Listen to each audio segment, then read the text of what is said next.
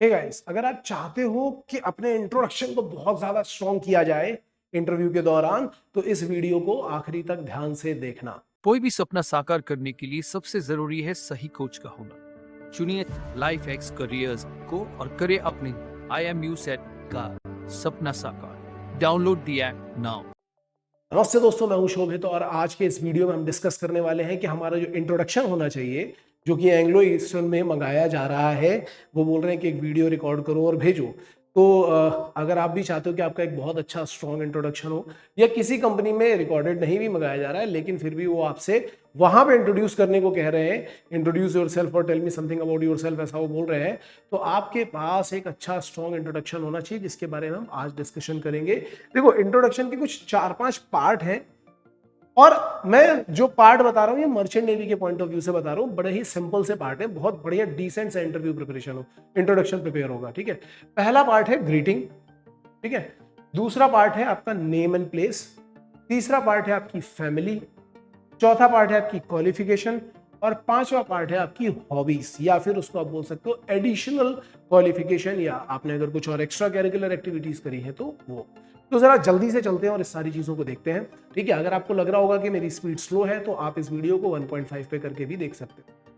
Now सबसे पहले आते हैं ग्रीटिंग्स पे, कि ग्रीटिंग्स, देखो ग्रीटिंग्स बहुत इंपॉर्टेंट चीज है, क्योंकि जब आप जा रहे हो तो आप उनको कैसे ग्रीट कर रहे हो, आपके फेस पे एक स्माइल होना चाहिए। ठीक है, और वो ऐसा आर्टिफिशियल नहीं, ऐसा नहीं होना चाहिए, नॉर्मल जैसे हम हंसते हैं उस तरीके का एक स्माइल होना चाहिए। तो सबसे पहले देखते हैं कि हम कैसे ग्रीटिंग करेंगे। तो बिफोर 12 PM, 12 बजे से पहले पहले, दोपहर के 12 बजे से पहले पहले आप उनको बोलोगे गुड मॉर्निंग। अगर 12 से 4:30 के बीच के टाइम में आपका इंटरव्यू होता है तो आप उनको बोलोगे गुड आफ्टरनून, और अगर शाम को 4:30 के बाद का टाइम है तो आप उनको बोलोगे गुड इवनिंग। ठीक है, अच्छा, जब इंटरव्यू खत्म होता है, बहुत बार क्या होता है, जैसे बच्चे यहाँ से जा रहे होते हैं या इंटरव्यू खत्म हो रहा होता है, तो कई बार जाने के टाइम पे हम क्या बोल देते हैं, जाने के टाइम पे भी हम गुड मॉर्निंग गुड आफ्टरनून बोल करके जा रहे होते हैं। वो बोलने की जरूरत नहीं है। ठीक है, वो बोलने की जरूरत नहीं है, आप गुड बाय बोल सकते हो, थैंक्स, गुड बाय, इस तरीके की चीजें बोल सकते हो। हालांकि अभी हम बात कर रहे हैं कि जब हम पहुंच रहे हैं तब हमें क्या बोलना है, लेकिन कई बार लोग जाने के टाइम में गड़बड़ करते हैं, इसके लिए मैंने पहले से ही बता दिया है।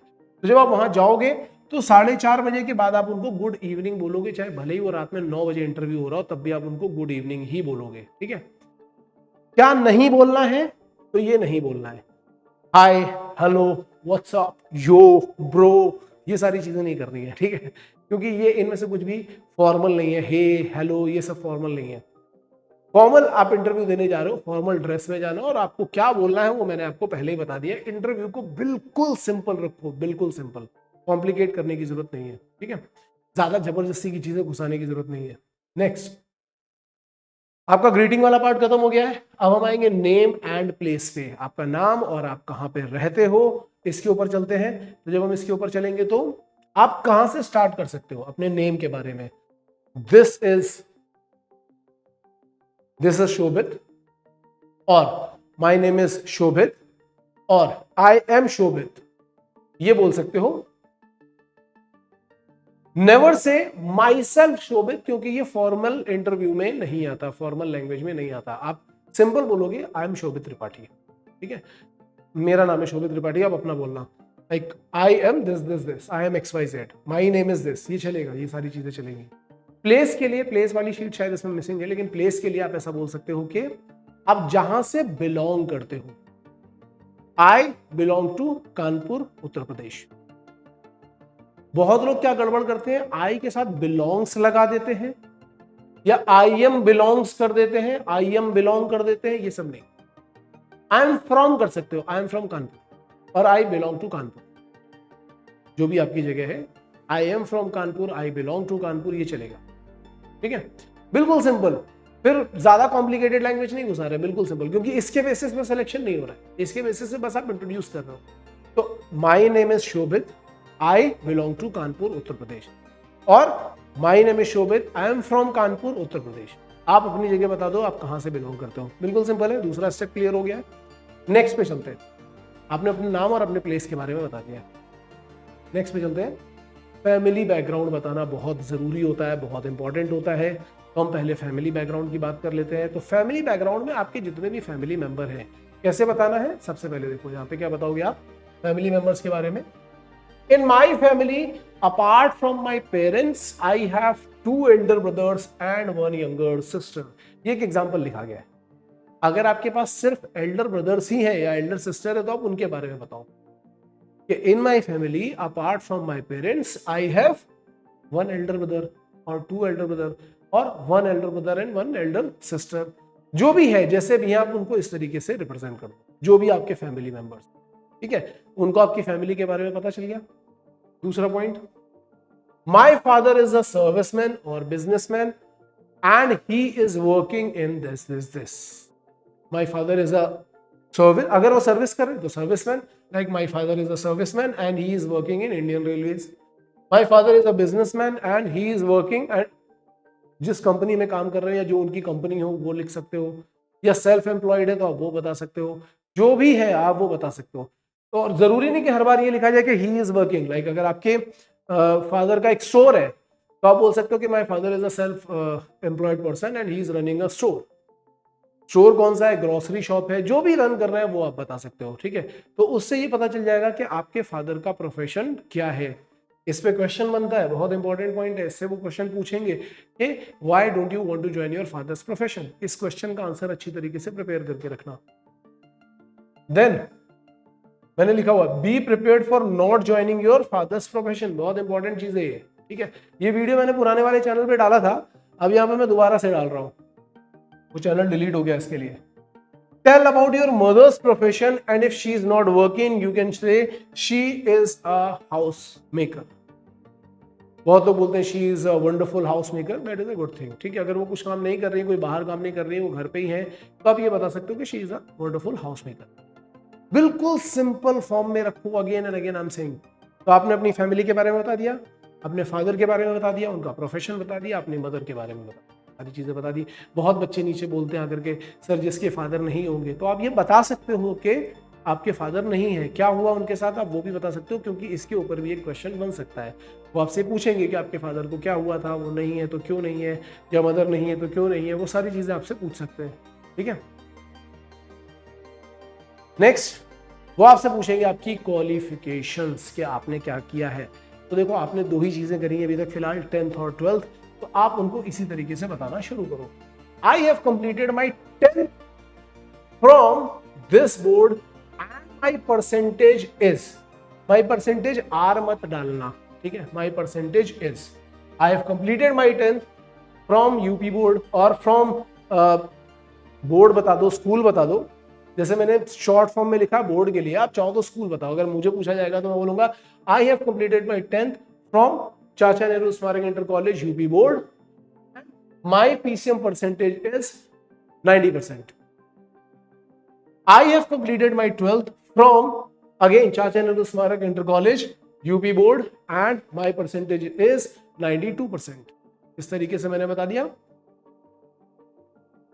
तो एक जगह पे आप परसेंटेज, जहां पे आप पूरी परसेंटेज बता रहे हो वहां पे पूरी परसेंटेज बताओ, ठीक है। देन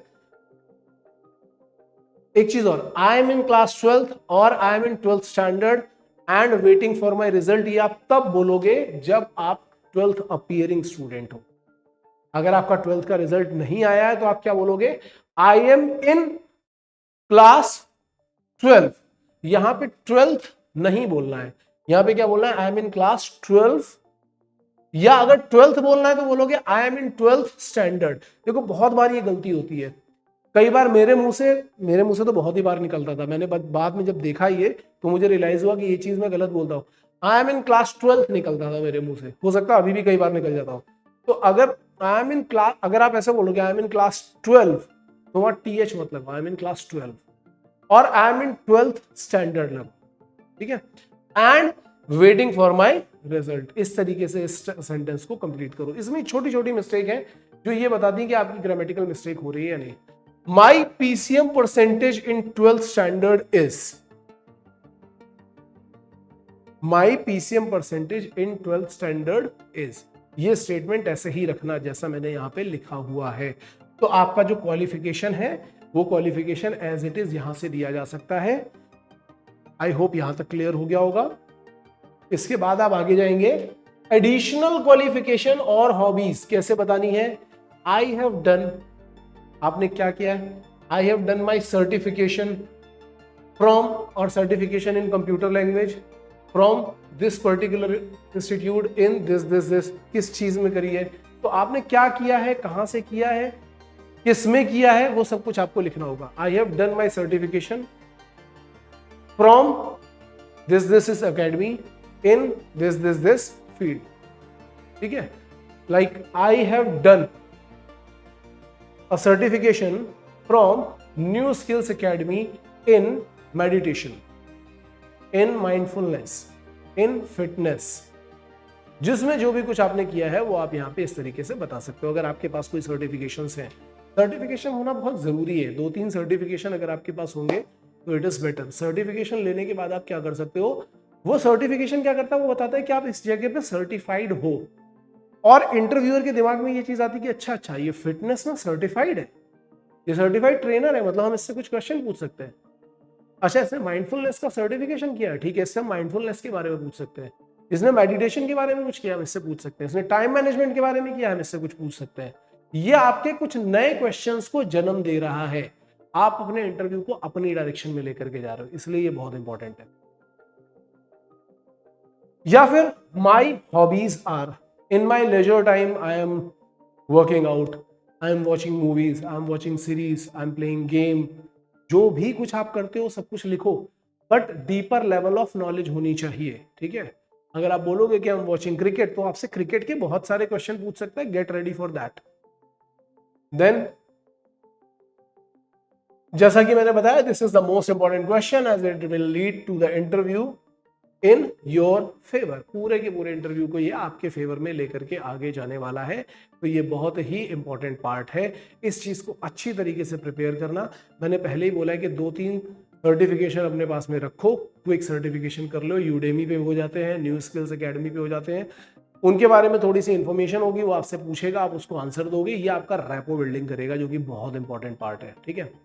तो मैंने बताया भी था पिछले वाले वीडियो में कि आपकी वैल्यू चेक की जाती है, तो वैल्यू कहाँ से चेक करेंगे? वैल्यू यहीं से ही चेक करेंगे। तो मेरा कहना यह है कि अभी जो भी इंट्रोडक्शन के बारे में मैंने आपको बताया, आपको एक होमवर्क करना है। What is your homework?